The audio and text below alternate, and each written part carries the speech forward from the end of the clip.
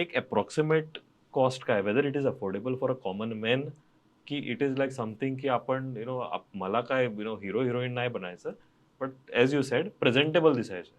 But that cost of becoming that celebrity and cost of becoming a presentable person, there is a huge difference. Yes. तुम्ही कसं ह्या कॉस्टकडे बघतात? कारण आमचे जे व्ह्युअर्स बघतात त्यांना हा cost is very important. Yes.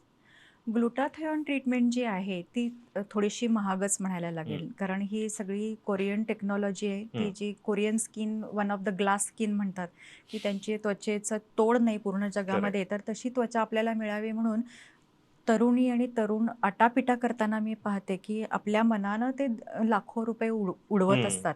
तर तेच पैसे आपण जर का व्यवस्थित चॅनलाइज केले, तर त्यांना आपल्याला 100% रिझल्ट्स मिळू शकतात आणि तशी ही ट्रीटमेंट आहे.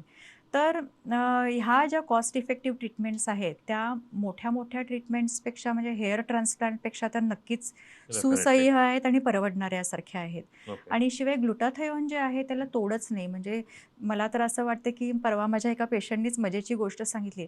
"मॅडम मला एक दागिना कमी मिळाला तरी चालेल, पण माझी स्किन छान व्हायला पाहिजे." So it is correct. Person effective, की हां. म्हणजे प्रत्येकाचा आपला-आपला एक अप्रोच असतो, की हं. आपण कशावरती किती पैसे खर्च करायचे. तर ह्या गोष्टी ज्या आहेत ह्याला तोडच नाहीये.